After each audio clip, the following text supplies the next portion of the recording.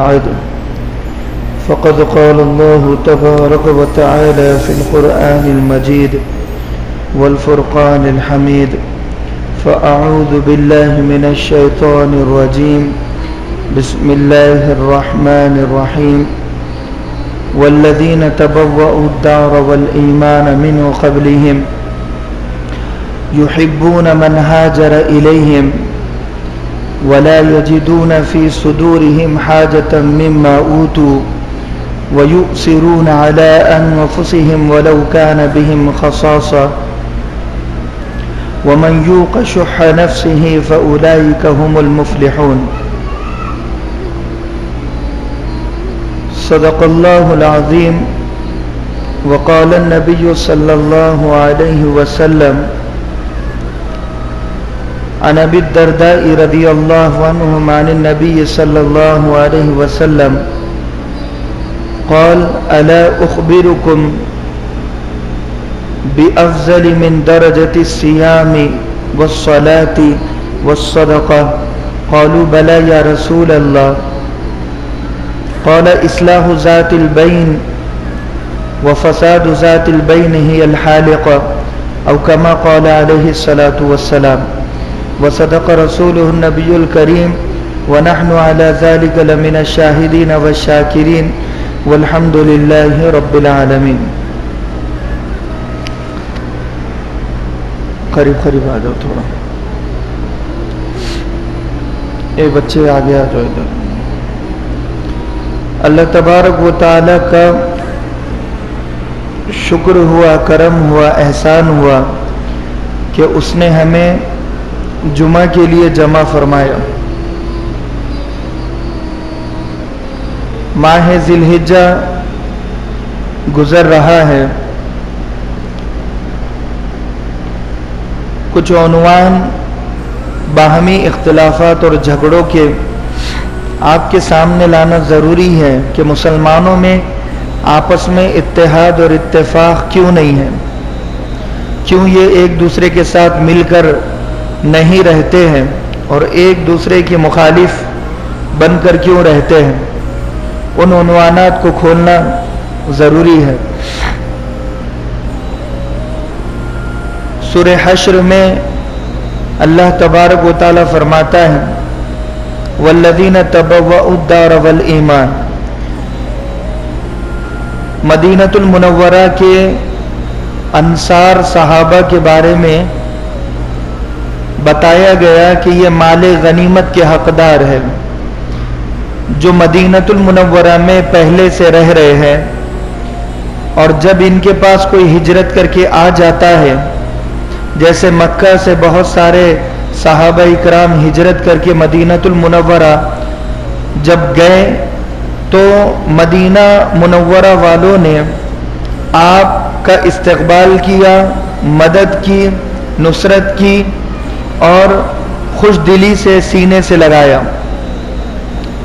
تو تعریف ہو رہی ہے کہ جو ایسے لوگ ہیں جو ہجرت کرنے والوں سے محبت کرتے ہیں، اور اللہ کہہ رہا ہے کہ یہ محبت کرتے ہیں اور ان کے دل میں ذرہ برابر بھی لالچ نہیں ہے. جو چیزیں مہاجرین کو دی جاتی ہے یعنی مال غنیمت، اس کے بارے میں ذرہ برابر بھی ان کے دل میں لالچ نہیں ہے.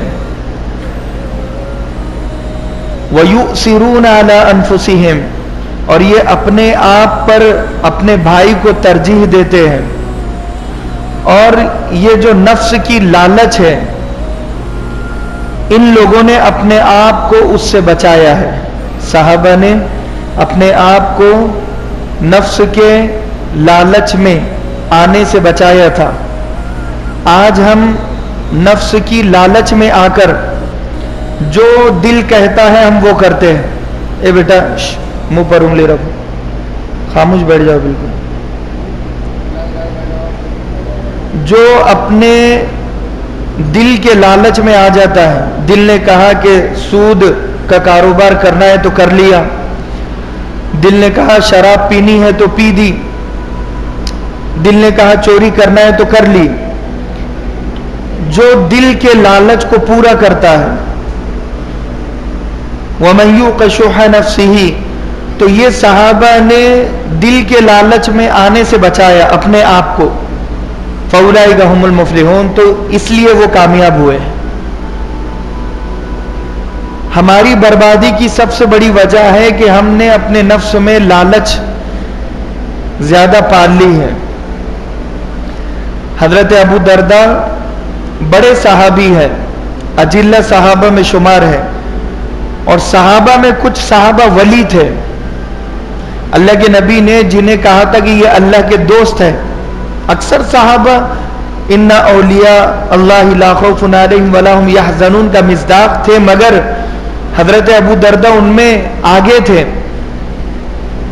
حضرت ابو درداء رضی اللہ عنہ کے بارے میں فرمایا کہ یہ حکیم هذه الامہ، یہ میری امت کے حکیم ہے. حکیم مراد ان کا ہر عمل حکمت سے بھرپور ہوتا ہے، ہر عمل حکمت سے بھرپور ہوتا ہے. تو وہ راوی ہے اس حدیث کے. تو حضرت ابو درداء رضی اللہ عنہ فرماتے ہیں اللہ کے نبی کی عادت یہ تھی کہ جب آپ کسی عمل کی اہمیت صحابہ کے دلوں میں بٹھانا چاہتے تو انداز گفتگو بدل جایا کرتا تھا. آپ کہتے تھے کیا میں تمہیں ایسا عمل بتاؤں جو حج سے افضل ہے، نماز سے افضل ہے؟ تو صحابہ غور سے اس بات کو سنتے تھے.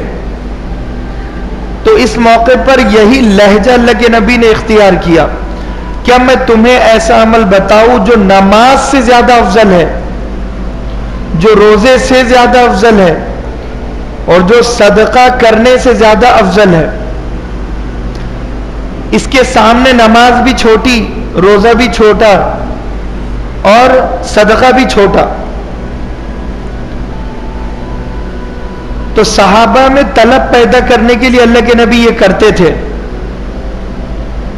جب آدمی بات کرتا ہے اور سامنے والے میں طلب نہ ہو تو پھر وہ بیکار چلی جاتی ہے. مثال کے طور پر میں بات کر رہا ہوں، اگر ہم میں طلب نہیں ہوگی تو پھر وہ بات فائدہ نہیں دے گی، اثر نہیں کرے گی، ری ایکشن ہو جائے گا.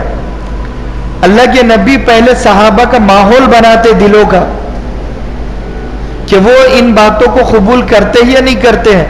تو طلب اور شوق اور جذبہ پیدا کرتے اللہ کے نبی صلی اللہ علیہ وسلم.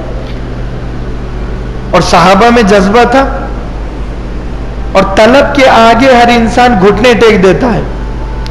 جیسے سگریٹ پینے والے کو سگریٹ کی طلب ہو، اگر سگریٹ اسے نہ ملے تو وہ بے چین ہو جاتا ہے، پریشان ہو جاتا ہے. اگر بھوکے کو کھانا نہ ملے، کھانے کی اسے طلب ہوتی ہے تو وہ پریشان ہو جاتا ہے. جب تک کھانا نہیں ملے گا وہ بے چین رہے گا، پریشان رہے گا. ایسے ہی پیاسے کو پانی نہ ملے تو وہ پریشان رہتا ہے جب تک پانی نہ ملے. شرابی کو شراب نہ ملے کیونکہ شراب کی طلب ہوتی ہے، وہ پریشان ہو جاتا ہے.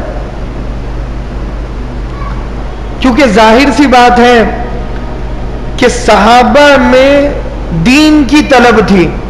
اگر انہیں دین نہ ملے تو وہ پریشان ہو جاتے تھے. اگر دین کی باتیں سننے نہ ملے، اگر کوئی عمل کے لیے انہیں حکم نہ آئے، وہ پریشان ہو جاتے تھے. وہ نمازیں پڑھ کر بڑے خوش ہوا کرتے تھے کیونکہ نماز کی طلب ان میں تھی، آخرت کی طلب ان میں تھی، قبر کی طلب ان میں تھی، جنت کی طلب ان میں تھی. جب تک انہیں نماز کا عمل نہیں ملے گا وہ بے چین رہے گے. جیسے ہمیں سگریٹ نہ ملی تو ہم بے چین رہتے ہیں، کھانا پانی نہ ملے تو ہم بے چین رہتے ہیں، سود خور کو سود نہ ملے تو وہ بے چین رہتا ہے، حرام کھانے والے کو حرام نہ ملے تو وہ بے چین رہتا ہے، زانی کو زنا نہ ملے تو وہ بے چین رہتا ہے، آنکھوں کی ٹھنڈک نہ ملے تو بے چین رہتا ہے، گانے سننے والے کو گانا نہ سننے ملے تو وہ بے چین رہتا ہے، فلمیں دیکھنے والے کو فلم دیکھنے نہ ملے وہ بے چین رہتا ہے. صحابہ دین کے طلب والے تھے، طلبگار تھے. تو ہم اندازہ لگا سکتے ہیں اس بات کا. حضرت حنظلہ رضی اللہ عنہ اللہ کے نبی صلی اللہ علیہ وسلم کی مجلس میں حاضر ہوئے اور کہا کہ اللہ کے نبی میں تو منافق ہو گیا. نافقہ حنظلہ. اللہ کے نبی نے وجہ پوچھی تو کہا کہ جب آپ کی مجلس میں حاضر ہوتا ہوں تو جنت ہے، دوزخ ہے. یہ بند کر دو کولر. جب آپ کی مجلس میں میں حاضر ہوتا ہوں تو جنت ہے، دوزخ ہے، اس کی کیفیت میرے سامنے ہو جاتی ہے. قبر، حشر، نشر اور عمل کا جذبہ بڑھ جاتا ہے. لیکن جب بیوی بچوں میں جاتا ہوں تو میں جنت، جہنم اور عمل کا جذبہ پھیکا پڑ جاتا ہے. جنت کا تصور ختم ہونے لگتا ہے. مجھے ایسے لگتا ہے کہ میں منافق ہو گیا، کیونکہ دو نیت ہو گئی نا، دوگلی پالیسی ہو گئی. مسجد میں الگ کیفیت، گھر پہ الگ. تو بڑی فکر ان کو ہوئی. اللہ کے نبی نے فرمایا حنظلہ تم عمل کرتے رہو. یہ جو تم سوچ رہے ہو کہ یہ نفاق ہے، یہ دین کی طلب کی وجہ سے تم بے چین ہو. یہ دین کی طلب ہے، تمہیں جنت کی طلب ہے جو تمہیں سکون سے بیٹھنے نہیں دے رہی ہے. تم جو بے چین ہو بیوی میں، بچوں میں، تمہارا دل جو چاہتا ہے کہ تم ہمیشہ میری مجلس میں بیٹھے رہو، یہ ممکن نہیں ہے. اور اگر تمہارے دل کی کیفیت وہی رہے جو مجلس میں ہوتی ہے بیوی بچوں میں رہنے کے باوجود بھی، تو فرشتے تم سے مصافحہ کرنے لگے. یہی تو آزمائش ہے کہ آدمی کو پتہ تو چلے کہ اس کا میٹر اوپر جا رہا ہے یا نیچے جا رہا ہے. ایمان کا میٹر مسجد میں بڑا اچھا بھلا چنگا بنا رہتا ہے، نمازیں پڑھتا ہے، روتا ہے، آنسو بہاتا ہے اور محبت اللہ کی بہت زیادہ. جیسی دکان پر گیا تو پھر اللہ اکبر بھول جاتا ہے، پھر اپنے آپ کو بڑا سمجھتا ہے. تو یہ وجہ اس لیے ہے کہ طلب کی کمی ہے، جذبے کی کمی ہے، شوق کی کمی ہے. وہ کمی صحابہ میں نہیں تھی. اس کمی پر محنت کرنے کی مجھے اور آپ کو ضرورت ہے. تو اللہ کے نبی صلی اللہ علیہ وسلم نے کہا کہ میں نماز سے افضل، نماز کتنی افضل ہے صحابہ کو پتا تھا. الصلاۃ معراج المؤمنین، مومنین کی معراج نماز ہے. نماز آنکھوں کی ٹھنڈک ہے، نماز دین کا ستون ہے. نماز ایمان اور کفر کے درمیان میں فرق کرنے والی چیز ہے. نماز انسان کی سفارش کرے گی. نماز پڑھنے والا کبھی رسوا نہیں ہوتا، ذلیل نہیں ہوتا. بغیر ایمان کے کبھی دنیا سے جاتا نہیں ہے جو 5 وقت کا نمازی ہوتا ہے. اور نفل کے بارے میں بھی پتا تھا. اللہ کے نبی صلی اللہ علیہ وسلم نے فرمایا، حدیث قدسی ہے، اللہ فرماتا ہے کہ جب میرا بندہ میرے قریب ہونا چاہتا ہے اسے چاہیے کہ وہ نفل نمازیں خوب پڑھے.